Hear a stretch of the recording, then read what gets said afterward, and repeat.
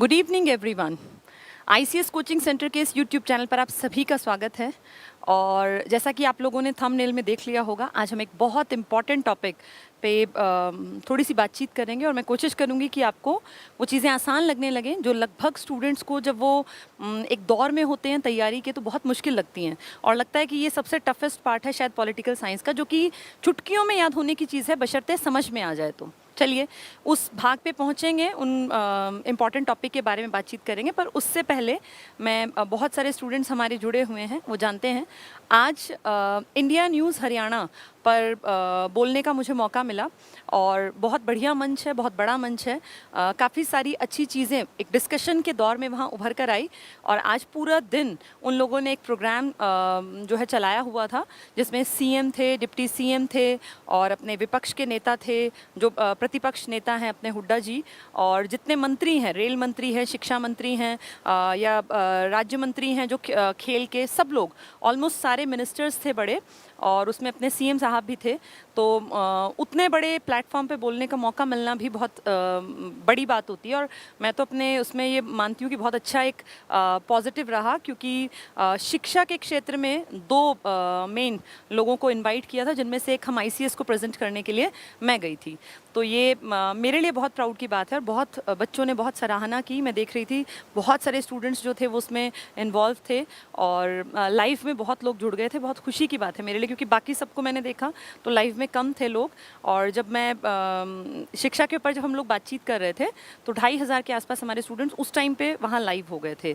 तो ये बहुत एक सहयोग आप लोगों ने जो दिखाया उसका बहुत बहुत धन्यवाद। ये जो प्रोग्राम था इसमें हर चीज़, जैसे कुछ बच्चों ने मैसेज किया पर्सनल की मैम आपको मौका उतना नहीं मिला, जैसे आपको 1 घंटा बोलना चाहिए था। तो इस चीज़ को आपको समझना पड़ेगा बच्चों, ये जो नेशनल लेवल पे प्लेटफॉर्म्स होते हैं ना, इनका कोई प्रोटोकॉल होता है, इनकी एक लिमिटेशन होती है कि भाई इतने टाइम के अंदर ये प्रोग्राम हमें सारा जो है वो ख़त्म करना है। तो उस हिसाब से जो क्वेश्चंस पूछे उनका मैंने कोशिश की आपको प्रेजेंट कर पाऊँ, आपकी बात को उन तक रख पाऊँ और शिक्षा में क्या कुछ तब्दीली हो सकती है वो एक छोटे स्तर पे कम शब्दों में मैंने कोशिश की कि मैं उन तक पहुँचा पाऊँ। खासकर ये क्वेश्चन जो था कि इस लॉकडाउन में कैसे देख रहे हैं शिक्षा को, और ऑनलाइन टीचिंग में या मोबाइल टीचिंग में और असली टीचिंग में क्या अंतर है, क्या कुछ फील किया।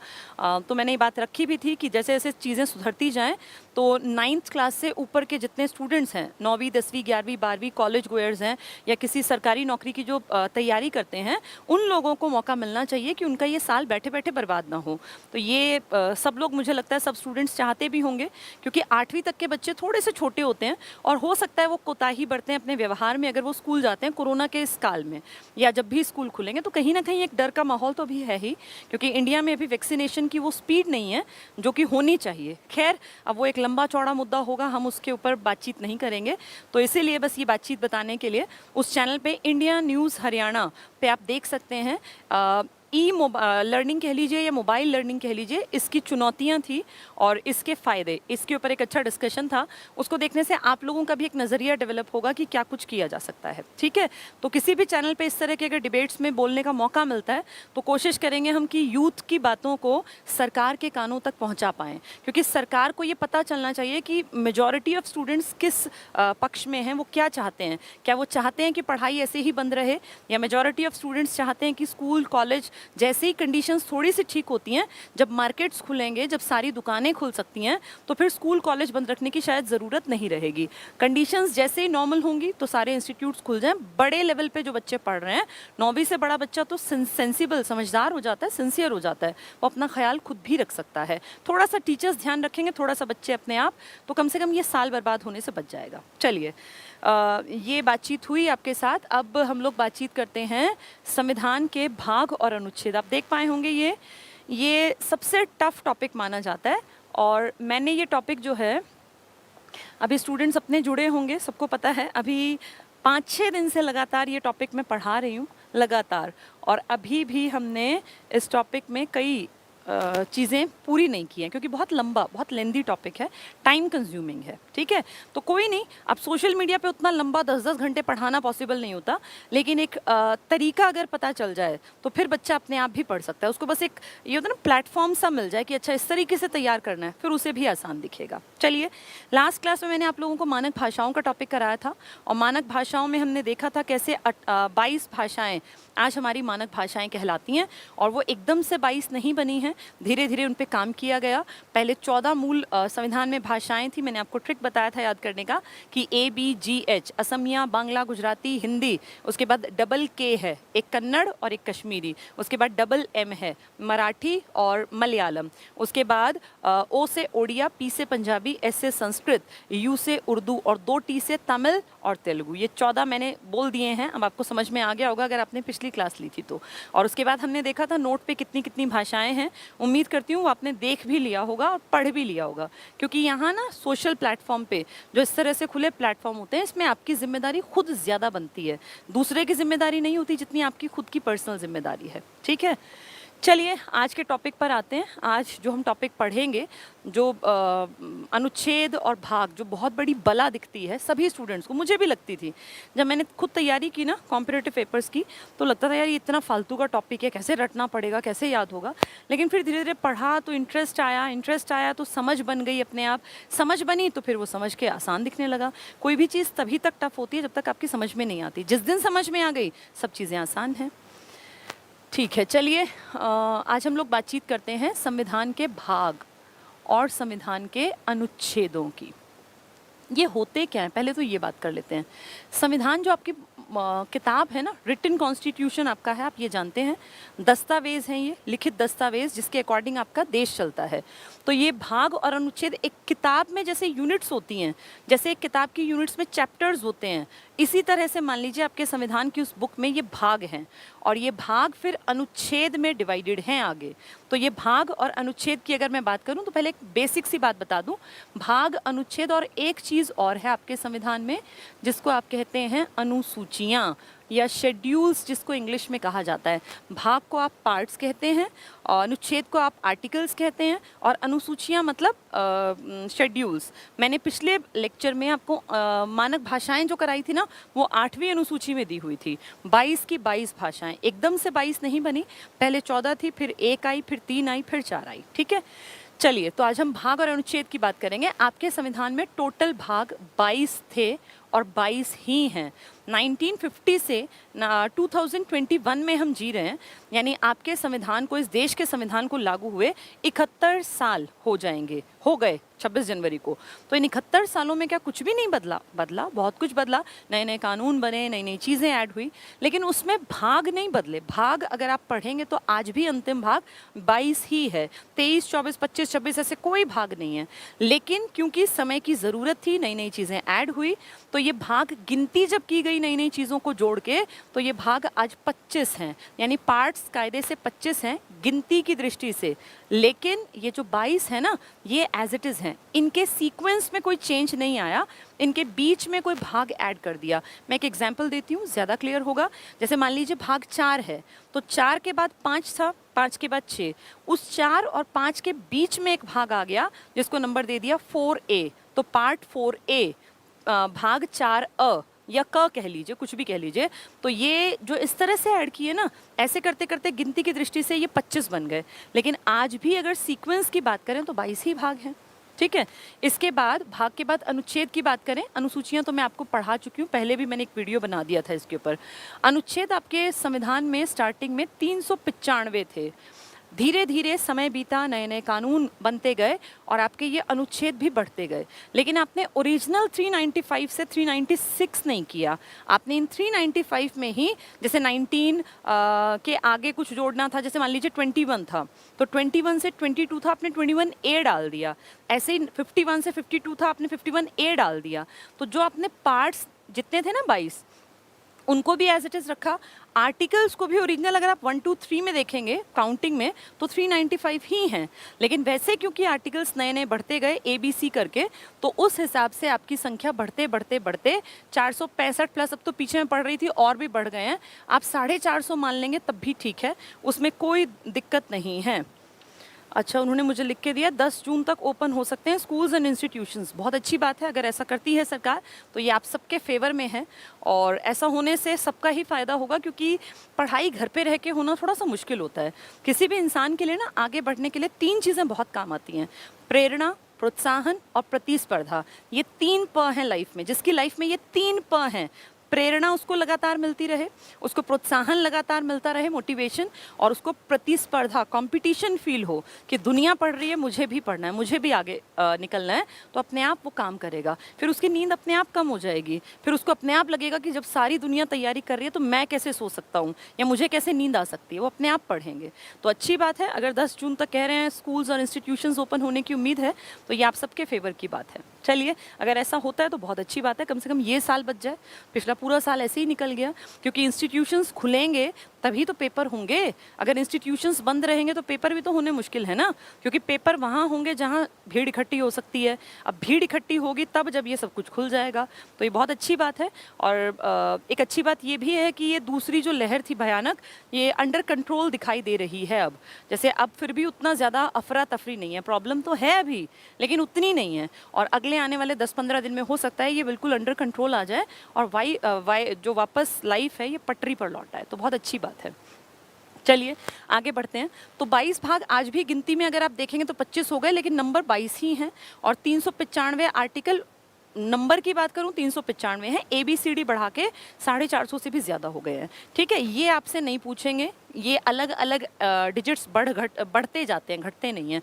ये था मूल संविधान 22 और 395, ये गिनती की दृष्टि से आज 25 है और ये 450 से ज़्यादा, लेकिन इनका जिक्र आप करते नहीं हैं। फिर भी एग्जाम में पूछें गणना की दृष्टि से तो वो 25 पूछना चाहते हैं। अब ये आपके ऊपर है, क्वेश्चंस को आपको पहले समझना पड़ता है, उसके बाद आप टिक मार्क करते हैं। ठीक है, चलिए पढ़ते हैं।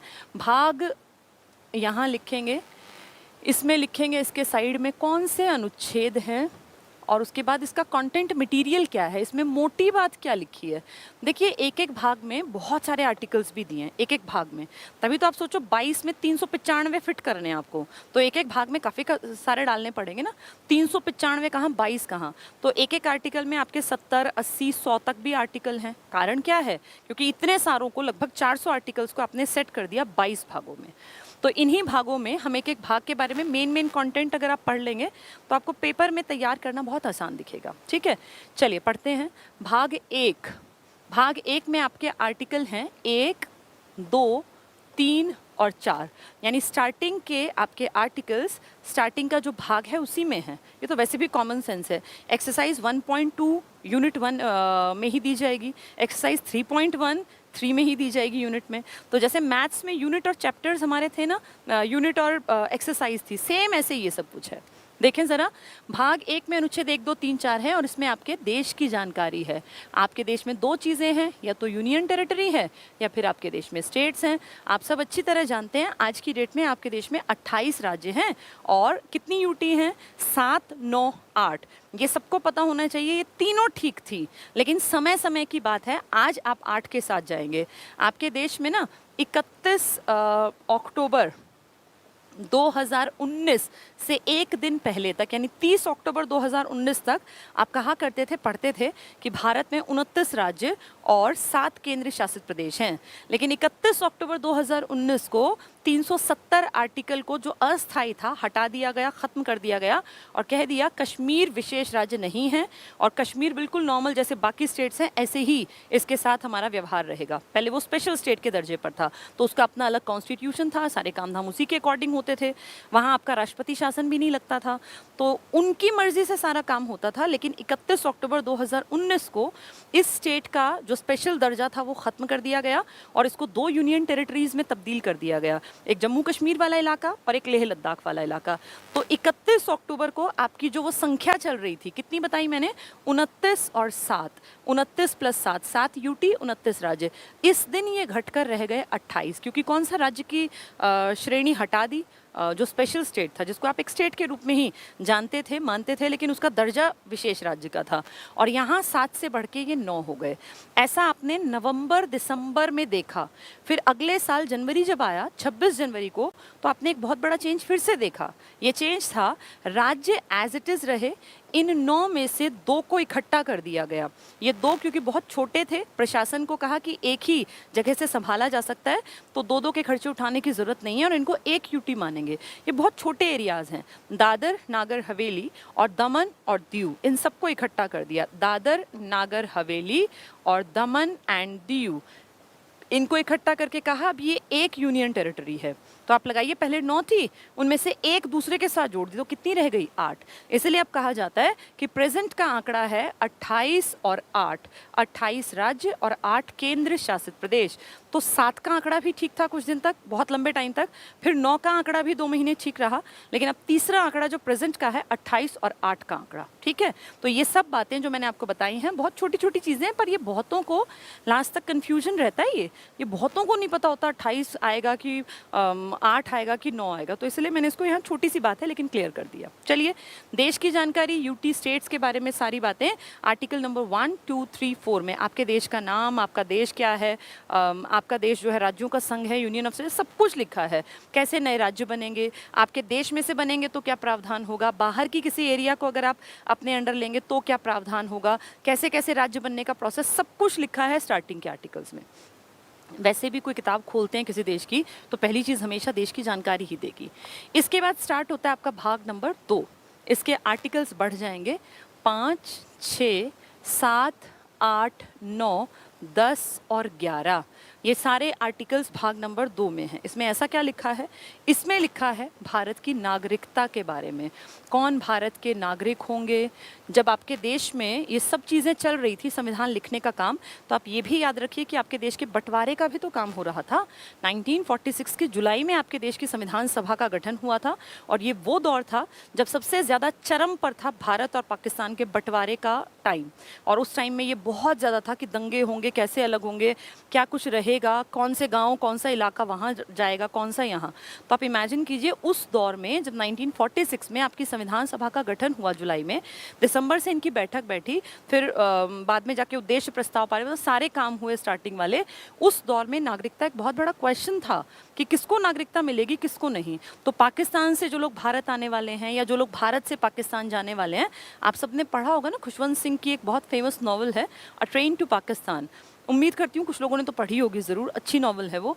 उस नॉवल में ये सारी गाथा है, मतलब बहुत ज़्यादा अच्छे ढंग से उन्होंने प्रेजेंट किया है। खुशवंत सिंह बहुत बड़े राइटर, पीछे एक्सपायर हुए थे 99 की एज के आसपास, अंग्रेज़ी में बहुत बेहतरीन लिखते थे, बहुत ही बेहतरीन। तो उन्होंने उस टाइम की घटनाओं को पढ़ के ऐसा लगता है ज्वलंत, की जैसे आंखों के सामने से जा रही हैं। आप लोगों ने गदर मूवी भी देखी होगी, बहुत स्टार्टिंग के उसके जो सीन्स हैं वो बहुत हल्का सा एक आइडिया देते हैं कि इस तरह का सच में माहौल देखा था उस समय के लोगों ने। तो नागरिकता एक बहुत बड़ा क्वेश्चन था और उसी क्वेश्चन का आंसर दिया गया था 5 से लेके 11 आर्टिकल्स में। तो इसमें नागरिकता का प्रावधान कैसे होगा, पाकिस्तान से आने वाले भारतीयों के लिए क्या होगा, या भारत से बाहर जो जा रहे हैं पाकिस्तान उनका क्या होगा, या इंटरनेशनल लेवल पे भी अगर बाहर लोग बसे हुए हैं तो नागरिकता का क्या कुछ प्रोसेस रहेगा, ये सब कुछ एक्सप्लेन किया गया आपके संविधान के भाग 2 में, आर्टिकल 5 से लेके 11 तक। तो पहले देश की जानकारी और फिर नागरिकता के ऊपर बात, ठीक है। चलिए, दूसरा भाग हुआ कंप्लीट। तीसरे भाग में क्या है? तीसरे भाग में बहुत बहुत इंपॉर्टेंट आर्टिकल नंबर 12 से लेके और 35 तक है। 12 से लेके 35 आर्टिकल्स लगातार बढ़ते जा रहे हैं ना आर्टिकल्स। पहले 1, 2, 3, 4 थे, फिर 5, 6, 7, 8, 9, 10, 11, अब देखो 12 से 35 तक, तो 23 आर्टिकल्स आ गए इसमें। इसमें ऐसा क्या लिखा है? इसमें लिखे हैं आपको मुझे सिर्फ यहाँ पैदा होने के कारण जो अधिकार मिल गए, इस देश में हम पैदा हो गए और ये हमारे अधिकार बन गए, जिसको आप कहते हैं फंडामेंटल राइट्स, या हिंदी में जिसको आप कहते हैं मौलिक अधिकार या मूल अधिकार। तो ये बिल्कुल फंडामेंटल हैं, यानी मिलने ही मिलने चाहिए, क्योंकि आप यहाँ सिर्फ पैदा हो गए, कोई फ़र्क नहीं पड़ता आपकी कास्ट क्या है, आपका रिलीजन का क्या है, आपका जेंडर क्या है, आप किस क्रीड को बिलोंग करते हैं, आप कहाँ जन्मे, इससे कोई फ़र्क नहीं पड़ता। सिर्फ यहाँ पैदा होने भर से हर भारतीय को ये मौलिक अधिकार मिलेंगे ही मिलेंगे। बाहर से आने वालों को सारे मौलिक अधिकार नहीं मिलेंगे, उसमें बाउंडेशंस हैं। जो यहाँ के लोग हैं उनको पैदा होते ही मौलिक अधिकारों का हकदार मान लिया गया। ये मौलिक अधिकार बहुत ज़्यादा डिटेल में समझाए गए हैं और भाग आप देख रहे हैं तीसरा है। ये मौलिक अधिकार आपने अमेरिका से देखे हैं, अमेरिका का जो कॉन्स्टिट्यूशन था, जो वर्ल्ड का पहला लिखित संविधान था, वहाँ से आपने अपने अधिकारों को उठाया है। इस टॉपिक को आपने वहाँ से उनको कंसीडर किया पहले कि किस तरह का काम उन्होंने किया, और फिर उसके अनुसार अपनी ज़रूरत देखी और मौलिक अधिकारों के टॉपिक को हमने स्टार्टिंग में ही डाल दिया। कौन से भाग में? भाग नंबर 3 में। 12 से लेके 35 तक इसके आर्टिकल्स हैं और इसमें सिर्फ और सिर्फ 6 अधिकार समझाए गए हैं। स्टार्टिंग में इसमें 7 अधिकार दिए गए थे जब ये मूल रूप से संविधान था, लेकिन 1978 में 44th नंबर का अमेंडमेंट हुआ और आपके यहाँ पे पहली बार गैर कांग्रेसी सरकार, मोरारजी देसाई देश के प्रधानमंत्री की कुर्सी संभाल रहे थे। उस टाइम पे उस अमेंडमेंट में एक अधिकार था आपका, पहले इंडियंस का, हमारे पेरेंट्स के टाइम में, क्योंकि उस टाइम तक तो आप लोग पैदा भी नहीं हुए थे। तो 1978 में 44th अमेंडमेंट में क्या किया गया, संपत्ति का अधिकार, जो पहले बेसिक फंडामेंटल राइट था, यानी सिर्फ पैदा होने से आप संपत्ति के मालिक बन जाते थे, इस अधिकार को जो आर्टिकल नंबर 31 में दिया गया था, वहां से उठा के और कह दिया अब के बाद सिर्फ पैदा होने से ही आप किसी की संपत्ति के मालिक या वारिस नहीं बन जाते, और ये कानूनी अधिकार है। और इसको आर्टिकल नंबर 31 से उठा के वहां से हटा दिया और इसको कानूनी अधिकार बना दिया और बिल्कुल पीछे पटक दिया। किस में? पहले भाग 3 में था, आज की डेट में ये भाग 12 में है। भाग 12 में एक नया आर्टिकल ऐड किया गया, आर्टिकल नंबर 300A। पहले 300 तक थे, उसके बाद 301 था, लेकिन 300A एक नया आर्टिकल आया जिसमें संपत्ति के मौलिक अधिकार को मौलिक अधिकार की श्रेणी भाग नंबर 3 से उठा के भाग 12 में ले गए और एक नया आर्टिकल क्रिएट किया गया, आर्टिकल नंबर 300A। तो आप ये मान लीजिए कि आज की डेट में आपके मौलिक अधिकार घट गए हैं और 7 से घट के इनकी संख्या 6 पर आ गई है। पहले कितने मौलिक अधिकार थे? 7। आज कितने हैं? 6। कौन सा अधिकार हटाया मौलिक से? तो संपत्ति का अधिकार, जो पहले मौलिक था, आज वो कैसा बन गया है? आज वो कानूनी अधिकार बन गया। कहाँ पर था पहले? आर्टिकल 31 में। 19 के भी क्लॉज में था, लेकिन 31 आप ज़्यादा याद रखेंगे। उसके बाद आज वो कहाँ है? आर्टिकल नंबर 300A, जो कि नया क्रिएट किया है। किस पार्ट में है 300A? 12 में। और पहले 31 किस में था? भाग 3 में। क्योंकि कितने से कितने हैं भाग 3 में? 12 से लेके 35 तक। तो देखो 3 पढ़े हमने। पहला क्या पढ़ा? 1 से 4, दूसरा 5 से 11, तीसरा 12 से लेके 35। पहले में देश की जानकारी, राज्यों की जानकारी, यूटीज़ की जानकारी, 1 2 3 4 पूरा भारत के बारे में है। उसके बाद दूसरे पार्ट में हमने पढ़ा, क्या पढ़ा? नागरिकता। 5 6 7 8 9 10 11। भाई पाकिस्तान से आने वाले, भारत से पाकिस्तान जाने वाले, विश्व के अन्य भागों में निवास करने वाले, इंडिया आने वाले, सब तरह की नागरिकता 5 से 11 में बता दी। उसके बाद 12 से 35 में आपने मौलिक अधिकारों के बारे में जाना, जो देखने में तो संख्या महज 6 है, लेकिन उनको 23 आर्टिकल्स में डिफाइन किया गया। इससे ये आइडिया लगाओ कि कितना इलेबोरेट किया गया है एक अधिकार को भी। जैसे मैंने कह दिया स्वतंत्रता का अधिकार, तो एक स्वतंत्रता का मतलब क्या? बोलने की स्वतंत्रता, घूमने फिरने की स्वतंत्रता, मनचाहे काम करने की स्वतंत्रता। कैसी स्वतंत्रता? तो आपके संविधान में उनको भी एक्सप्लेन किया कि आज़ादी का कोई गलत मतलब ना निकाले, आज़ादी के मायने क्या हैं। ऐसे ही कह दिया समानता, तो कैसी समानता? कानून के सामने समानता हो, कैसी समानता? समाज में समानता हो, नौकरियों में समानता हो, किस तरह की समानता की बात कर रहे हैं? तो वो सब भी एक एक करके एक्सप्लेन किया गया। इसलिए आर्टिकल्स का नंबर ज़्यादा है और टोटल देखने में मौलिक अधिकार कम है। अधिकार अगर एक एक ही लिखा होता और उसको एक्सप्लेन ना किया होता तो 6 आर्टिकल होते, लेकिन यहाँ तो आप आर्टिकल देख रहे हैं 23, 12 से लेके 35 तक, जबकि अधिकारों की संख्या मैं कह रही हूँ महज 6 है, तो उनको एक्सप्लेन किया गया, एलैबोरेट किया गया। चलिए भाग 4 की बात करते हैं। भाग 4 36 से लेके 51 तक है, ये भी काफ़ी सारे हैं और इन सब में ढेरों अच्छी बातें लिखी हैं जो कि माननी चाहिए राज्य सरकारों को जब वो नीतियों का निर्माण करती हैं। डीपीएसपी का नाम सुना होगा पढ़ने वाले बच्चों ने, directive principles of state policy, यानी जब राज्य सरकार नियम, कायदे, कानून, नीतियाँ बनाती है तो जो ये बातें लिखी हैं ना, इनको थोड़ा सा कंसीडर कर ले, क्योंकि इसमें सारी अच्छी बातें लिखी हैं जो राज्य सरकार को करनी चाहिए। पर मर्जी राज्य सरकार की सर्वोपरि है, वो इन बातों को ध्यान से पढ़े, लिखे, समझे और इन पे काम करे या इनको अवॉइड कर दे। आप और मैं किसी भी राज्य सरकार पर उंगली नहीं उठा सकते ये कह के कि इन्होंने डीपीएसपी के अकॉर्डिंग काम नहीं किया।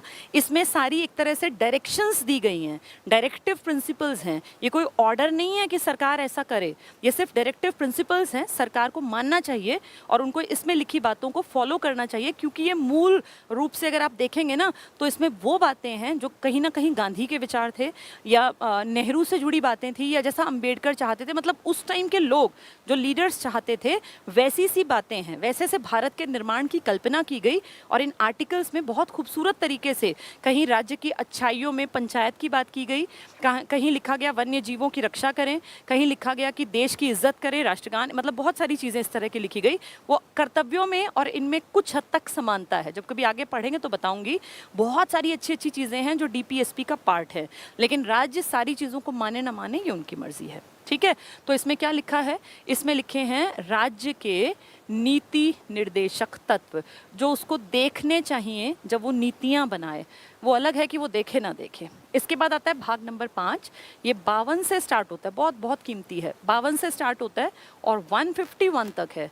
100 आर्टिकल्स लिखे हुए हैं इसमें, 100 आर्टिकल्स 52 से स्टार्ट होके 151 तक है ये। तो आप ये देखिए कितने सारे आर्टिकल्स। अगर इतने आर्टिकल्स हैं, टोटल 395 में से अगर एक पार्ट में 22 में डिवाइड करना है ना, और मैंने भी बताया किसी में 4, किसी में 10, किसी में 23, यहाँ आप क्या देख रहे हैं, यहाँ 52 से लेके 151 100 आर्टिकल हैं। इसका मतलब कुछ तो बहुत बड़ी चीज़ होगी, क्योंकि 395 जहाँ सब में है, इस अकेले के पास 100 हैं। ऐसा इसमें क्या लिखा है? बहुत इंपॉर्टेंट टॉपिक है ये। सबसे इंपॉर्टेंट टॉपिक्स, जैसे कुछ होते हैं ना, वैसे तो सारे इंपॉर्टेंट हैं, लेकिन इसको समझना बहुत ज़रूरी है। ये जो भाग 5 है ना, इस 5 के 5 अध्याय हैं। इसमें 5 अलग अलग चीज़ों को डिवाइड किया गया। बहुत ध्यान से समझना सभी लोग। 52 से 151 अपने आप पढ़ते हैं ना तो ये चीज़ें याद नहीं रह पाती, इसलिए उसको सुन लो, फिर अपने आप पढ़ोगे तो तुम्हें बहुत आसान दिखेगा। अब ध्यान से समझना, ये पांचवा भाग है। इसके अध्याय देखिए, फर्स्ट चैप्टर में 52 से लेके 78 तक आर्टिकल है, 52 से 78 तक। दूसरे में 79 से 122 तक आर्टिकल है, 79, 80, 81 सब कुछ 122 तक। तीसरे में 123वां अनुच्छेद और चौथे में 124वां और 147 तक है, और पांचवे में 148 से लेके और जितने पे ये अटकेगा जाके 151 ये है। ये अलग अलग क्यों किए? क्योंकि इनका मेन जो मटेरियल है, जो कंटेंट है, वो बहुत बहुत इंपॉर्टेंट है, तो इनको अलग अलग कर दिया कि भी इसमें इस तरह की बातें, इसमें इस तरह की, इसमें इस तरह की। मैं ये बता देती हूँ ताकि आपको याद करना आसान दिखे, क्योंकि ऐसे डिजिट्स याद करना थोड़ा बेवकूफ़ी दिखती है कि क्यों याद करें। अब इसका कारण पता हो। जो सबसे पहला आप इसका अध्याय देख रहे हैं, चैप्टर देख रहे हैं, इसमें 52 से 78 के बीच में आपके राष्ट्रपति का जिक्र है, प्रेसिडेंट ऑफ इंडिया। इसमें आपके वाइस प्रेसिडेंट ऑफ इंडिया का जिक्र है, और इसमें आपकी काउंसिल ऑफ मिनिस्टर्स का जिक्र है, जिसका मुखिया होता है प्राइम मिनिस्टर।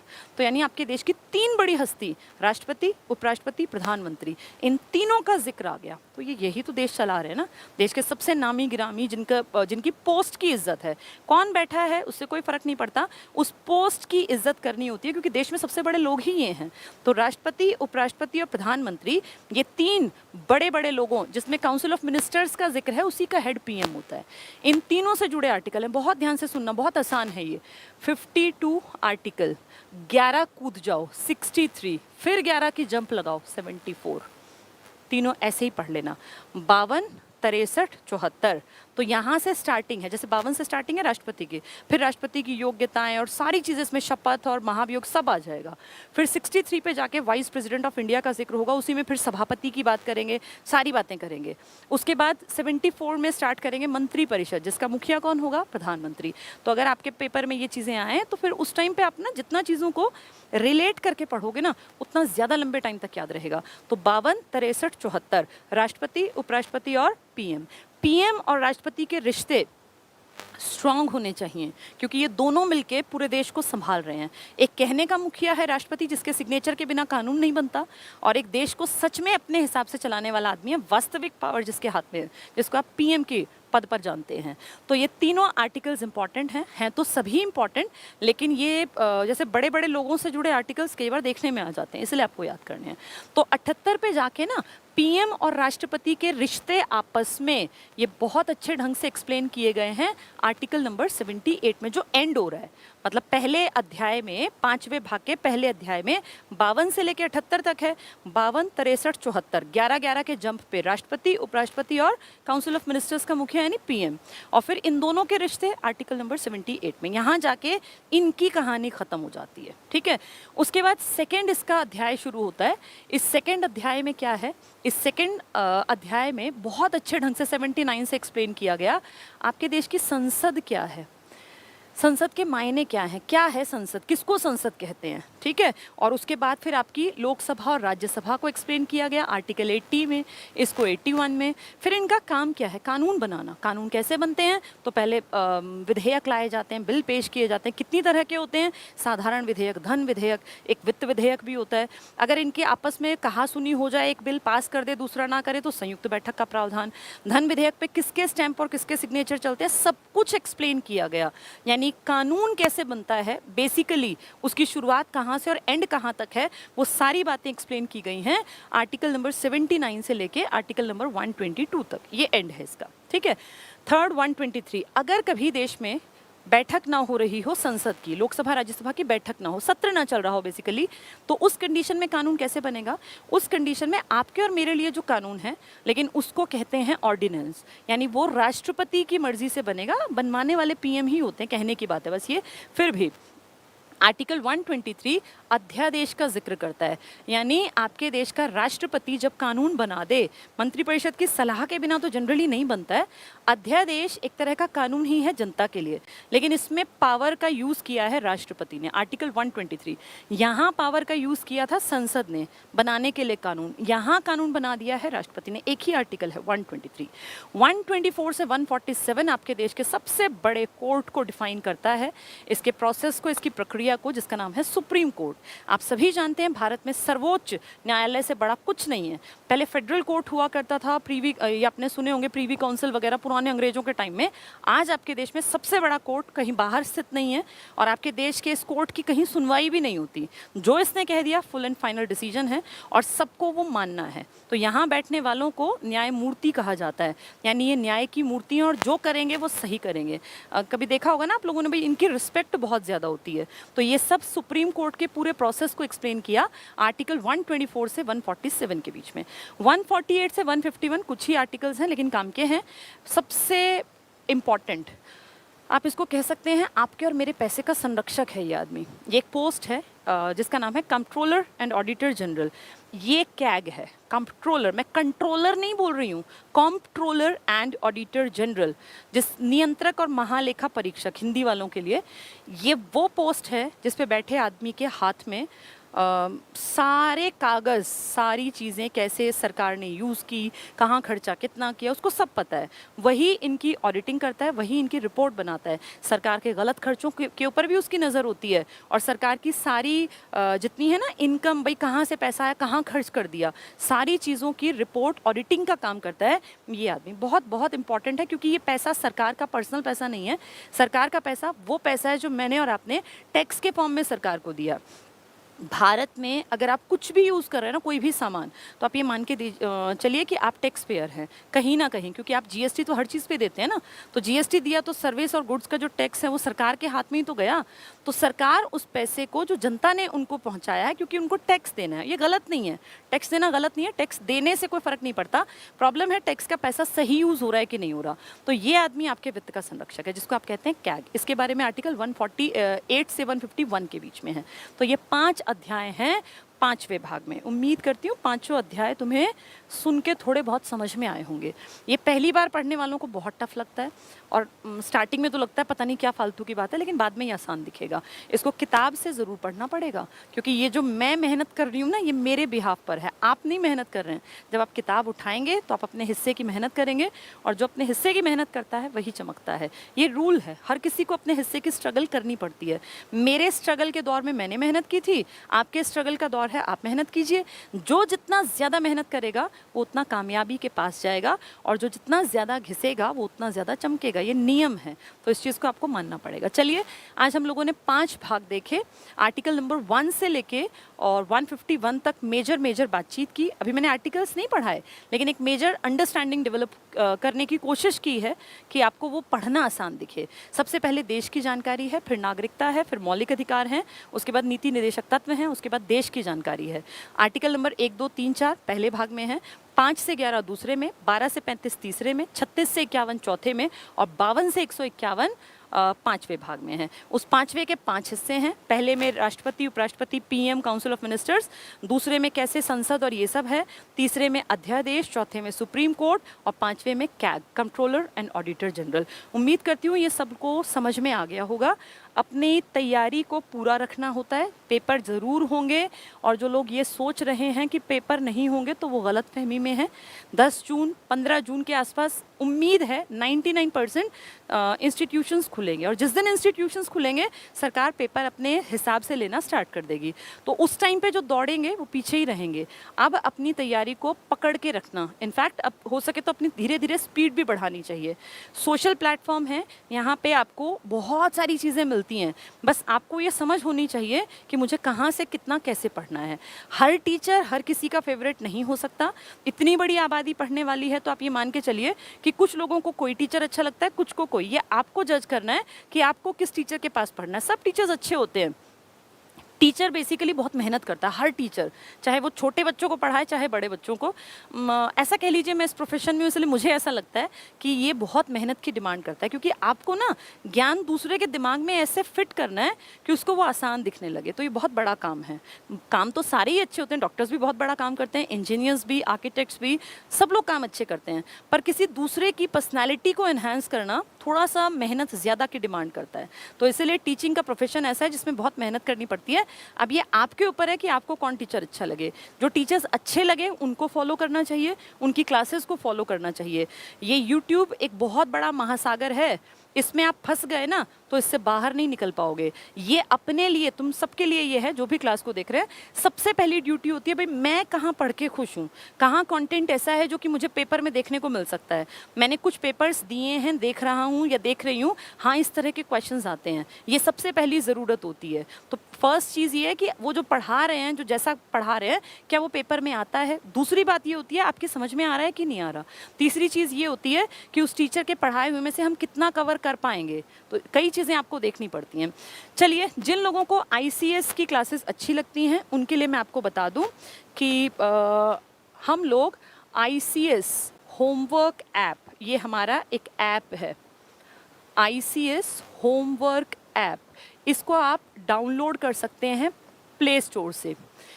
इस पे हम सारी क्लासेस प्रोवाइड कराते हैं। ICS homework app last year हम लोगों ने लॉन्च किया था मई में, 1 साल पूरा हो गया है और बहुत सारे स्टूडेंट्स हैं जो 1 साल से जुड़े हुए हैं, जिनकी तैयारी मुझे उम्मीद है बहुत अच्छे स्तर पे पहुंच भी गई होगी।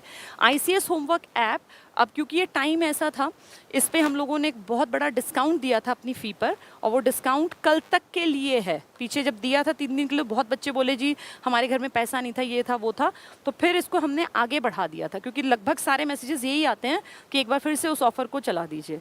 तो इस आईसीएस होमवर्क ऐप पर पहली चीज़ तो ये 1 ईयर, 1 साल के सारे कोर्सेज़ की जो फ़ी है टोटल, वो है 2999, यानी 3000 रुपये।